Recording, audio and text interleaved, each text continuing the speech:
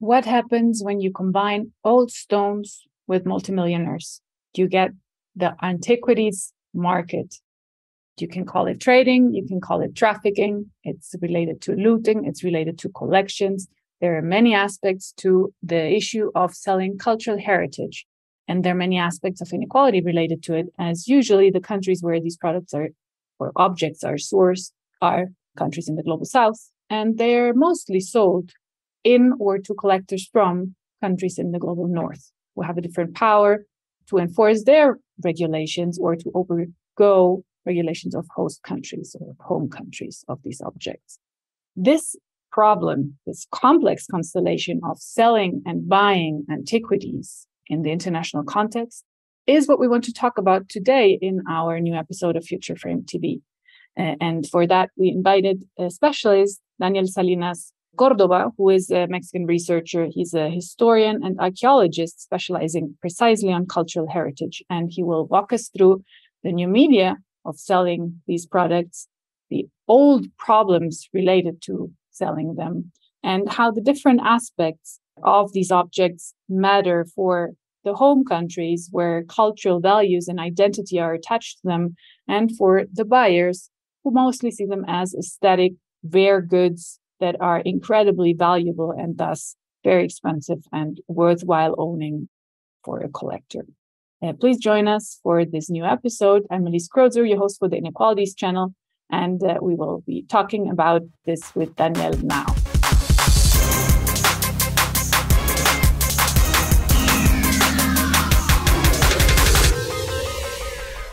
Welcome, Daniel, to the program. Yeah, thank you. Thank you so much for the invitation. It's a pleasure to be here. Well, we are very pleased to have you here because we want to talk with you about the very special topic today, which is $1 million business that you look into dealing with old stuff, basically. I mean, you can, of course, explain a little more what this old stuff is. It's not just any old stuff or any old stones, but specifically precious items, cultural heritage that countries have from their former civilizations, mostly, right? And what you look into is the trafficking of these old stones or old pieces, very valuable pieces, and how in the last couple of years, there have been new ways of trafficking these old pieces and how they reach their owners, their new owners from their former old owners. Yes. Can you tell us a little more about why you're looking into this and what is interesting about it for you? Yeah. Well, as you say, I do some research on the trade and trafficking of antiquities, of cultural heritage items, works of art, ancient works of art, etc., artifacts, archaeological artifacts that are traded or trafficked, depending on which spectrum of legality you're on, because there's a great interest in those items by collectors. My interest in this topic came while I was doing my master's degree, which was on a slightly different topic. I wasn't doing this, but I took I did a master's in archaeology in Leiden University in the Netherlands, and I took a heritage and law class, and we looked at this problems and all the sort of the law around it, the international treaties, etc. I mean, it wasn't that I wasn't aware of the problem, but it really sparked an interest of how these chains, these networks of moving objects and dealing with them works, and also the effect that this has on the source countries, because in the end, the vast majority of the pieces that are sold originate from either illegal excavations or unregulated excavations from the past and the present. Some of them left the ground centuries ago. Others continue to do so, unfortunately, nowadays in acts of looting, which are completely illegal in international law and in most national laws. But how this whole thing operates was really interesting, and what it means for the art world, the museum world, and also for sort of the identities and the national claims of the different peoples, the different nations that claim these objects. Usually, they're countries in the global south, and usually the trade happens in the global north. So that's more or less veering towards the topic of this podcast. There is a great the inequality in how this whole system operates, you could say. And maybe let's talk about this before we get into the art aspect of it and the museums and the collectors side, which is a different sort of inequality that we can talk about in a moment. But you look into the legal aspect as well, as you say, and there is an important difference in legal structures between the countries, usually in the global south and in the global north, where these objects are later sold. And one thing that you were saying about Mexico is that it was illegal already for about 150 years to take out pieces of the country. So basically every piece that left the country in the last 150 years is illegal. Is that correct? To the eyes of Mexico. Yeah, I mean, I'm not a lawyer, I'm not a legal scholar.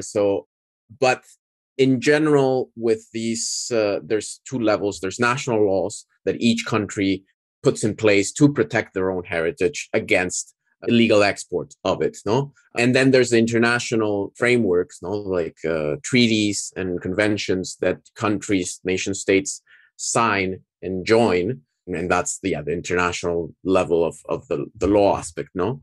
And in this case, the many source countries, no, what are called from where these pieces come from, have realized that this was a problem since many years ago. It's not something new that explorers, tourists, academics even and collectors have had an interest, and then they dig them up and then they take them away. And this has been a problem for many years. In the case of Mexico, which is the one that I've focused my research most, it is true, like since very early on after independence in the 19th century, there started to be some treaties, some laws, some regulations precisely to avoid archaeological pieces leaving the country.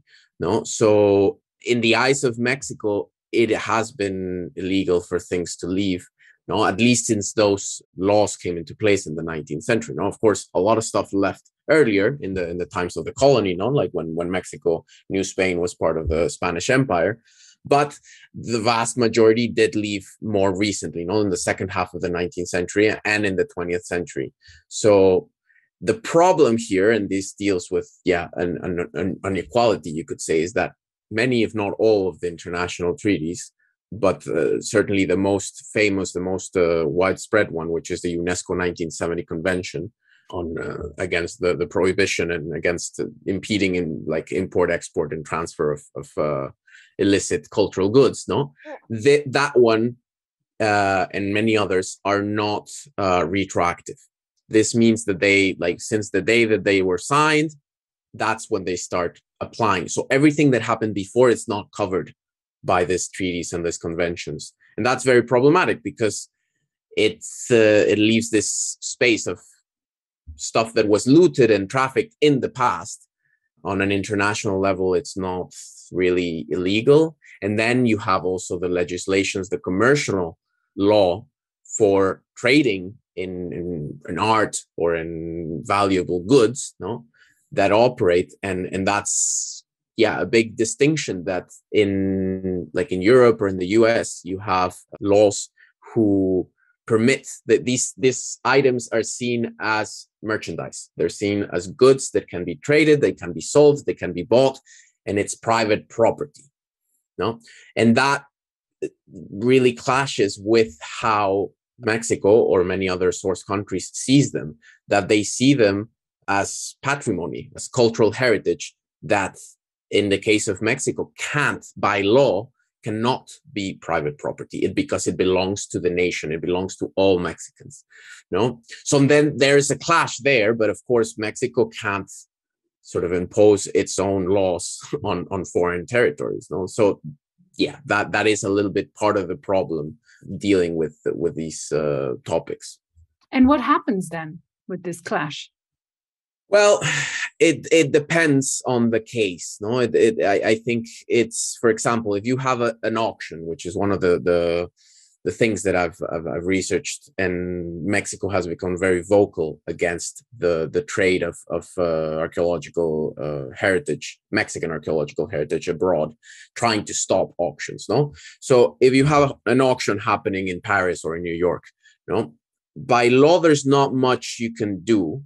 I mean, there's here an important term is the provenance. Provenance means where things come from and what all the steps they have taken to be where they are now. So an ideal provenance of an artifact is since the moment it was dug up from the ground all the way to the current collection. No, so it was dug up in this place by this person, then they sold it or passed it on to this other person, and then it was sold to this other person, and then it was part of this museum's collection, and then so all of that sort of biography of the object, that is a key term when we're dealing with like trafficking and the trade of cultural goods, because that enables us to determine if it's legal or not. Again, the legal depends again where you are at, no?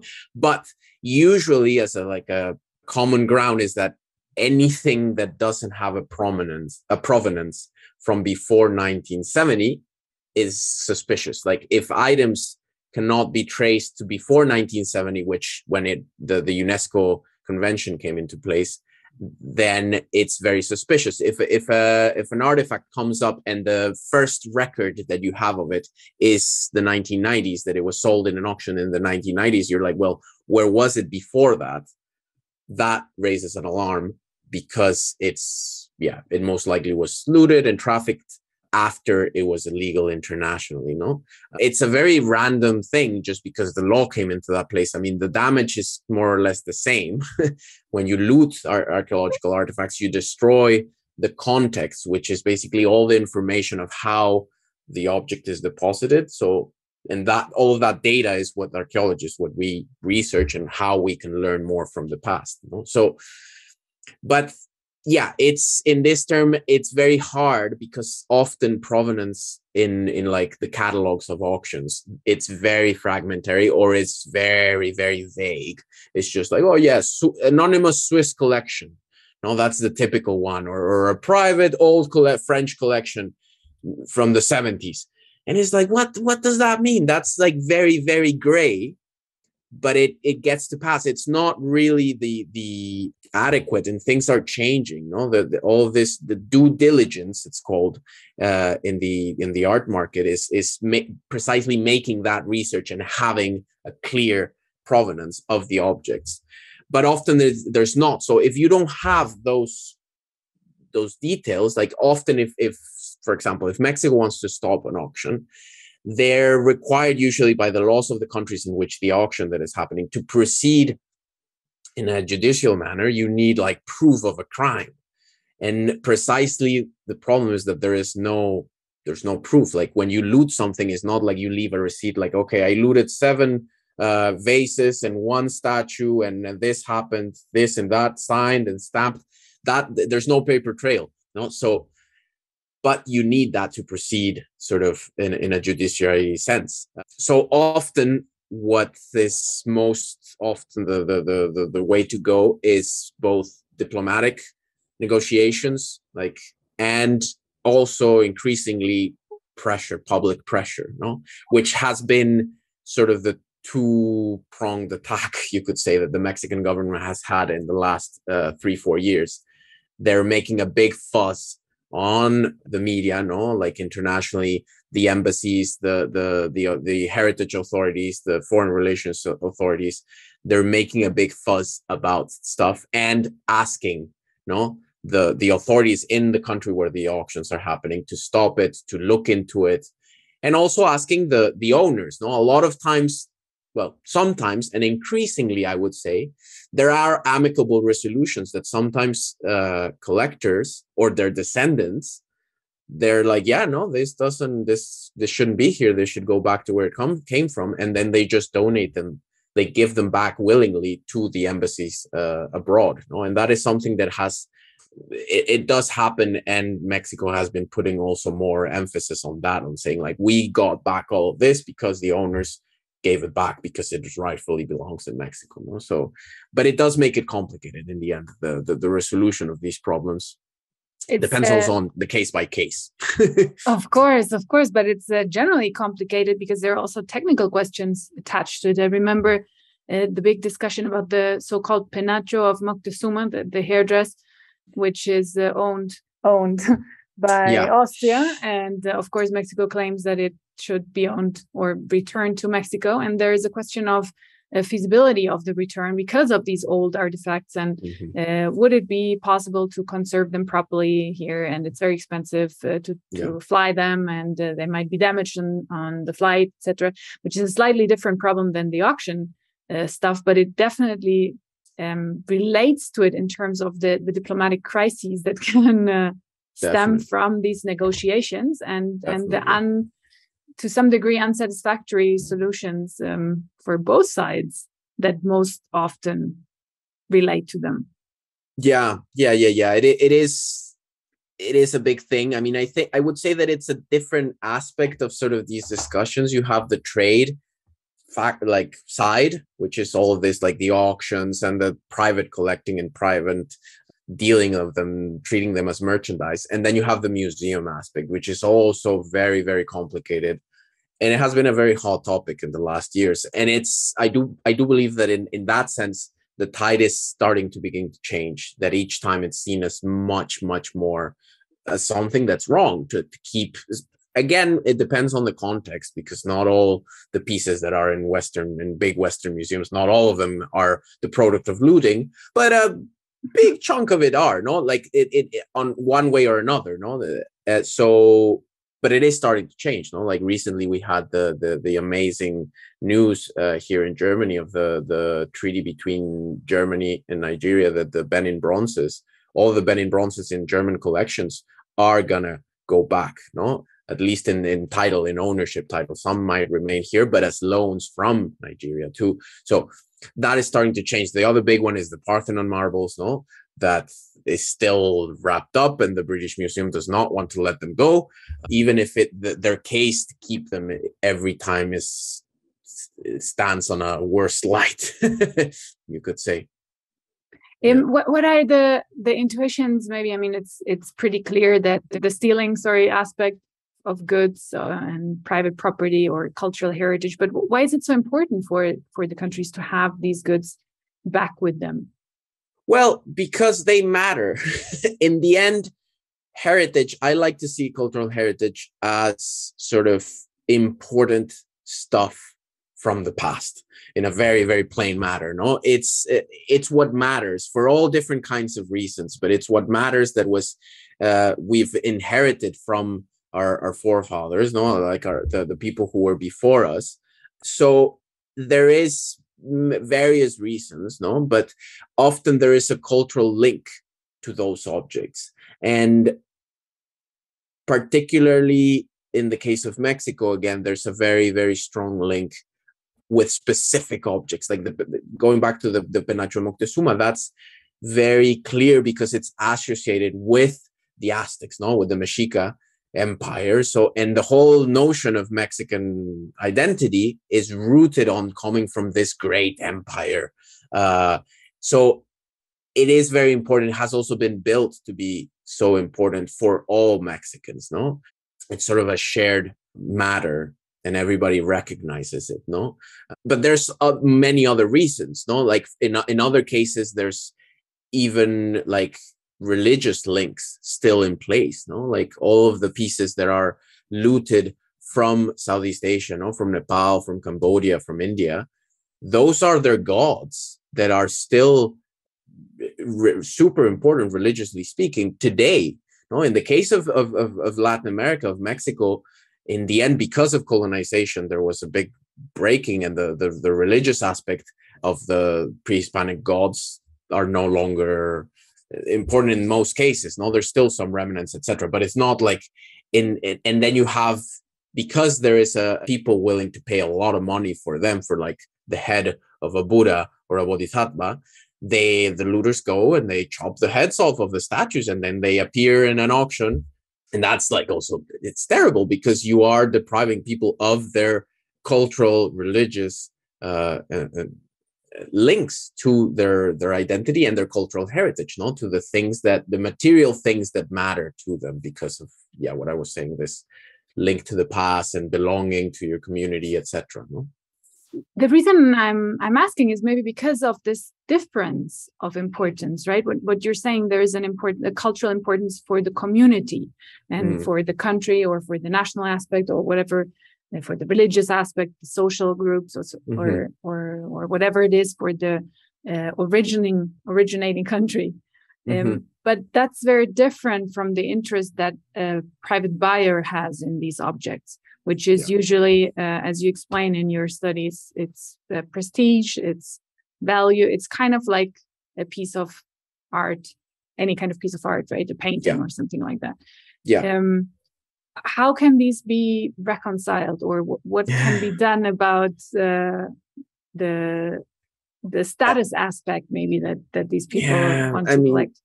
That is very right. Like it is hard to sort of negotiate these two faces of the same, because the same object can mean very different things to different people or different groups of people. And in the case of collectors, when it's a private collector, it is all of this, because these attached status, power, and the desire to possess beautiful things and important things and old things, ancient, old, beautiful things. No, like it's seen very much as treasure still.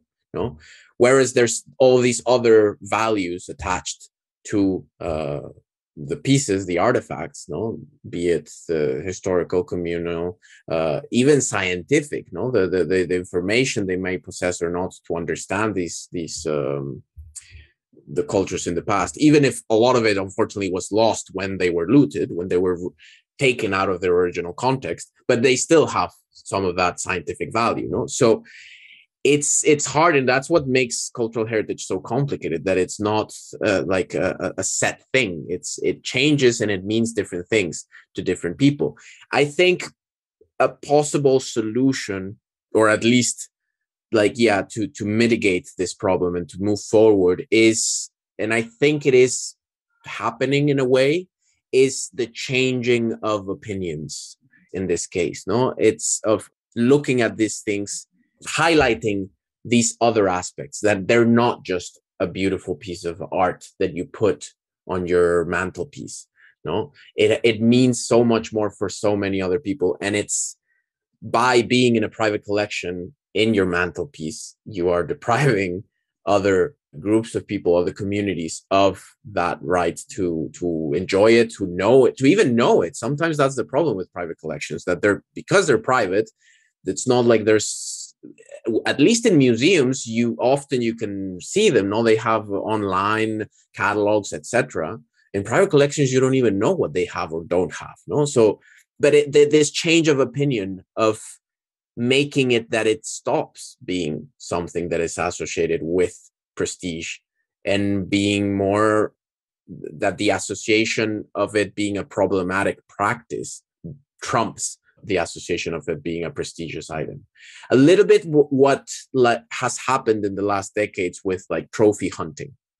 No, before it was like, oh, you have like the lion's head in your living room because you went on a safari in Africa and you went hunting the big lion. No, and that's like, oh yeah, you're a big macho. That has mostly changed. There's still parts of the population who still have hanging lions from their living room, but some kings still do it as a pastime. Yeah, some kings, exactly. It hasn't been eradicated, but nowadays most people see that as something very problematic that needs to stop and to be criticized. And with antiquity collection, I think something like that could also happen, that it's more like saying like, ooh, what a beautiful Buddha's head you have on your mantelpiece, being like, why do you have an original Buddha's piece on your mantelpiece? That doesn't belong there. Where is the rest of the statue, and where is the community that is missing the head of their, no, like sort of bringing that into the conversation and changing it. Another aspect in this to sort of mitigate this is to point that in the trade of artifacts, there's so many fakes. There's so many fakes, and authenticity is key for collectors. If a piece proves to be non-authentic, like a copy, it loses a lot of the charm it has, even if it's still as beautiful, because it doesn't have this like, oh, it's 7 centuries old or 12 centuries old. It loses a lot of the charm, and that is something that happens so much. No, that pieces are sold as original when they're not. No, and Mexico, in this effort, one of their strategies is like they have the professional archaeologists, the specialist in the specific culture, the specific art tradition that made these ceramics or these figurines or these sculptures, and they can determine more or less with the photographies. Only with iconography, there can't be, of course, material tests, but they can say that no, like this doesn't add up. Some of these pieces are fake, no? So they say out often in these press conferences, they say like of the 64 pieces that are claimed to be from Mexico, 20 some are of recent manufacture, but we're not going to tell you which ones, no? And that decreases the credibility of the auction house because any of the pieces you could buy could be fake or not, no? So that's another strategy, sort of, because the collectors care so much about authenticity. And it's not that you're making it up. No, a lot of them are fakes. There are so many fakes. And some are, the interesting part of the fakes is that some of them are not even that new. They can be 100. There's been, in Mexico, there has been production of pre-Hispanic pieces since the 19th century, that they were making them for collectors, for tourists. They were like, oh, they love this stuff. We're going to make more of these little figurines to sell outside of Teotihuacan. That's amazing, because I mean that's still happening today, of course, that copies are sold outside. Now it's probably clearer that they are copies, but for the rest, it's the same business still, and it's true, they're pretty, so they're sold. I'm wondering, because this is a kind of maybe hopeful development, that you're saying that there could be a change in opinion, and that could lead to a decrease in these illegal sellings and lootings. Because lootings are still a problem today. If there's such high value attached to these objects, of course, there's an incentive to keep on digging out stuff and taking it out illegally, both from professional trophy hunters and from tourists and from art collectors, etc. But I'm wondering how this now plays out in a different medium, which is the media, the social media, where you also look into how they facilitate new ways of selling or new strategies of trading these goods that are maybe not pointing towards a hopeful resolution of the problem. No, unfortunately, like it's an ongoing problem because there is still an ongoing demand. No, at the end, it comes down a little bit to that. As with any illicit trade, if there's a demand, there's gonna be a supply, unfortunately, no, especially if there's so much money involved. So I think also there needs to be more research and more action to address the demand, and not only focus on the supply side of the chain and in a punitive kind of way, because often the people who do the looting are very impoverished. It's subsistence looting. So it's really because of the lack of opportunities and the lack of jobs that it's easy money, no? So in the last decade, there's been this shift, there's appearance with social media being king currently of how we connect, and we do a lot of aspects of our daily lives, like saying and selling and buying stuff. It's kind of natural that antiquities would pop up there, and it has been increasing. With the pandemic also, there's been a rise. Here, I would really like to highlight the work that the Aethar project has been doing. Most of the research is based on the Middle East and North Africa, of how antiquities from those regions are being commercialized heavily on Facebook groups. No, it's also, there's in other platforms, it also happens. No, on TikTok, there's research on the trade of human remains on TikTok, for example, or Instagram. I've looked a little bit, particularly of the cases of Mexican antiquities, also on Facebook groups. And it is incredible the amount of groups there are and the amount of people there are there who are, I would say in the case of Mexico, interestingly, it's more not so high-end collectors. It's not like there's millions going through, but it's still a lot of money. And there's still, at the end, the destruction that comes with the looting, it's also going on, no? Because fresh pieces need to be sourced somewhere, and going to unprotected archaeological sites, which abound in Mexico. No, there's so many sites that are out of protection, unfortunately, because in Mexico there's this saying that wherever you dig up tepalcates, which is like old ceramic pieces, will show up, and it's mainly true. So they provide this and they sell and trade them on these Facebook groups. No, why is Facebook such a useful tool? I mean, you were saying that in I think 2020 or 21, it was about 500 pieces that you could trace. Yeah. It's, I think Facebook proves to be the perfect platform to do this, because it has you can have in the Facebook groups, you can make them closed, so they are private in the end. It's not something that is happening to the eyes of everyone.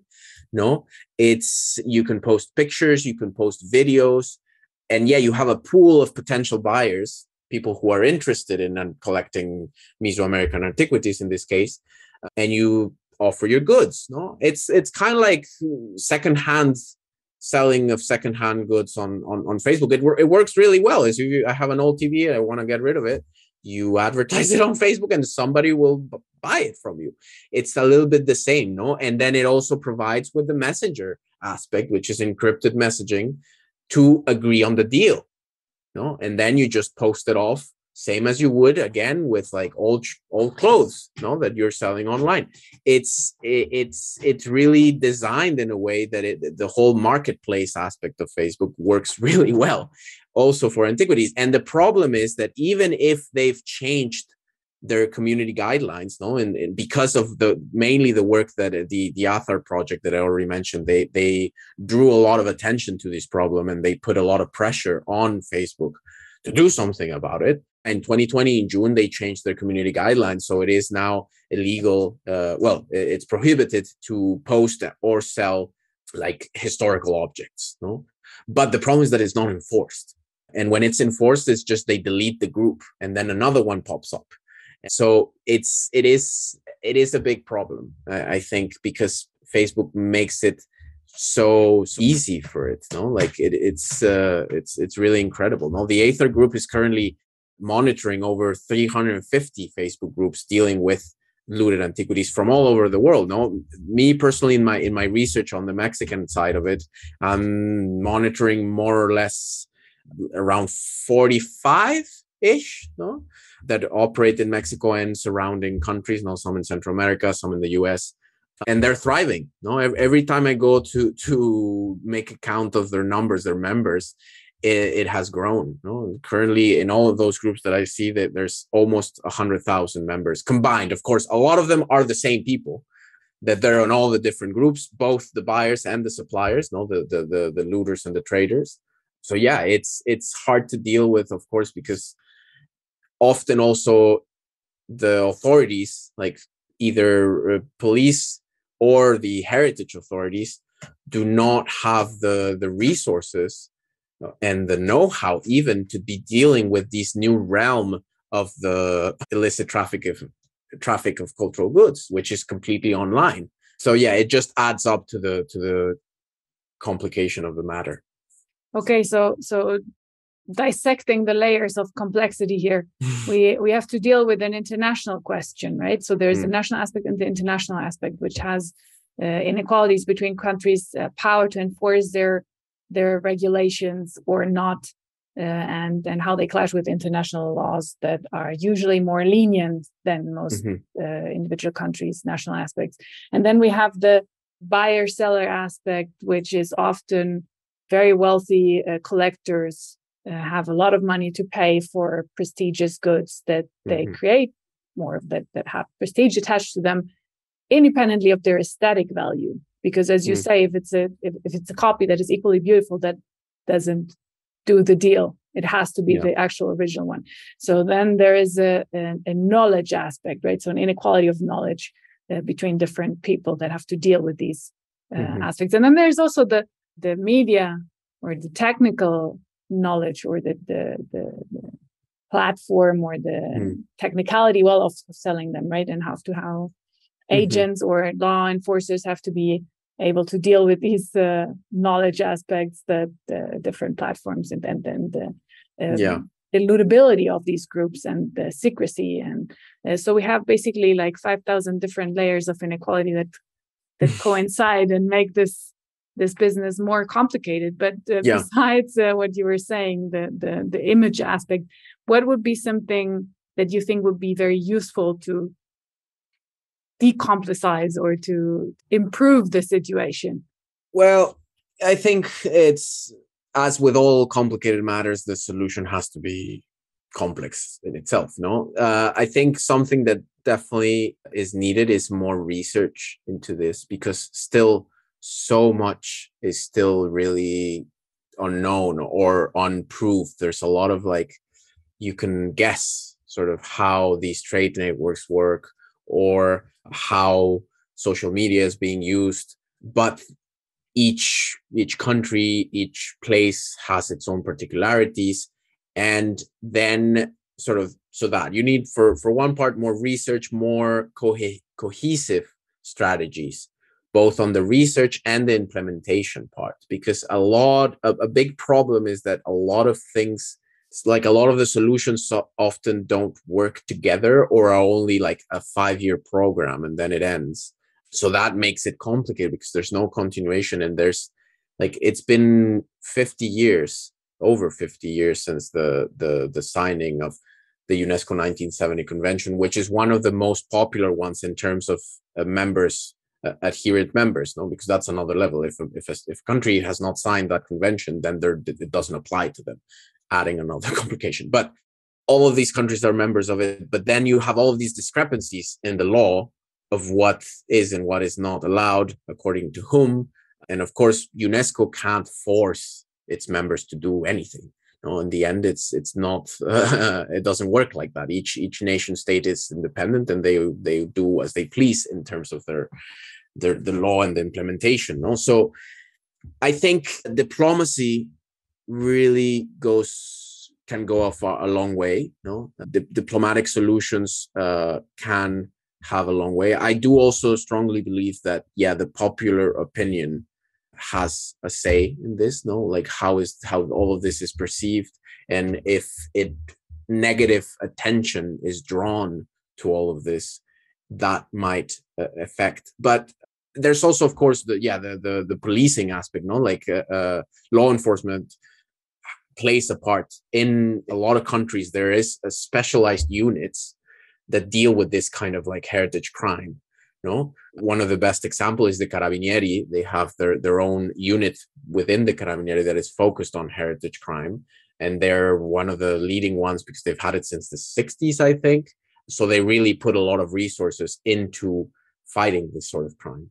The New York DA also has been doing a lot of stuff, and different countries have this different. Interpol is a global actor in this sense, that it also has list and customs plays a part in the movement of things. No, but I would say that they're still not quite as articulated as they could be, and there's still a lot of places that don't have these specialized units to deal with it. And again, repeating a little bit, I think, the policing aspect is a part of it. No, the punitive side of trying to stop these crimes.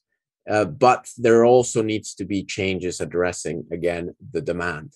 No, because the demand makes everything. So I think that's where awareness raising and changing attitudes towards this in collectors, because at the end they're the ones who are putting all of this money into it. No, so either by persecuting them, no, if it proves out that but then the whole thing is also if the buying was done in good faith or not, if they had any knowledge that the pieces were. And that's why it's so complicated, because the market is so gray. You can't really tell, oh no, this is definitely illegal, and oh no, this is definitely legal. It's not like that, unfortunately. So, but I think, you do need to address the consumers, the demand side, to curb this problem. Which is where we come in, of course. And I mean, we as in our conversation with you. And maybe you have a message that you want to get out to potential collectors that might be watching. Well, I would say that you should really, if you're thinking of buying an ancient artifact, you should really think about if that really belongs in your house, in your collection. You should also really look into the provenance. Like, you should do your research, because that also could get you in legal problems if it doesn't have a spot on provenance, which again, it has its problematics, because if, for example, in the Mexican case, it might have left in the 17th century, but yeah, do look at that. No, definitely look at the provenance. And I would say really consider if it's worth it, no, or if it would be better. I would say I would encourage collectors who already possess these items to do as many have been doing, and approach the countries where they originate from and see if they're interested in having them back, if they mean anything to them, no? Because often there's this idea that collectors are saving artifacts because they keep them safe, because they treasure them in a way that often it's not in their own source countries. And that, I would say, is not the case in most cases. No, in most cases, these things will be very welcomed back to where they came from. Maybe just consider a cheap copy that can be equally beautiful and decorative for your house. Or a not so cheap copy. There's some excellent reproductions that will look just as beautiful, no? And in that sense, it is funny how authenticity plays such a big part of it, because if it's a copy, even if it looks the same, it loses all of its charm. And I don't think, if you're looking at it from an aesthetical point of view, it shouldn't be like that. It can liven in your living room as well as if it was the real deal, no? So yeah, it's I would say the Veblen goods aspect. It's like with the diamonds. Yeah, it looks like a diamond, but it is not one. Then it's not as rare. It's not as valuable. Exactly. Mm-hmm. If it's and just a of course copy, it doesn't have to. Yeah. I would say, think deep down if it's really worth it, if it really belongs in your collection or not, or if it belongs where it came from, with the people who are culturally attached to it. Consider this, collectors.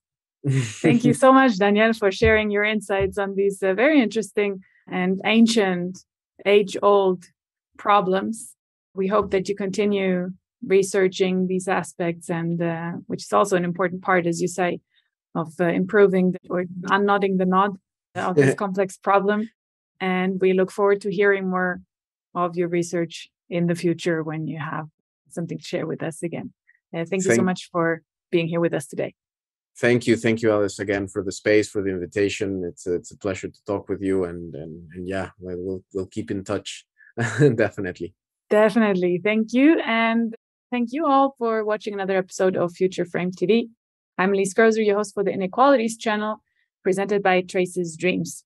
We hope you enjoyed this conversation, maybe learned something, maybe reconsider your collection and giving it back to some source country in case there is something to think about. And we hope that you want to join us again next time for another episode of Future Frame TV. Have a nice afternoon and see you soon. Bye-bye.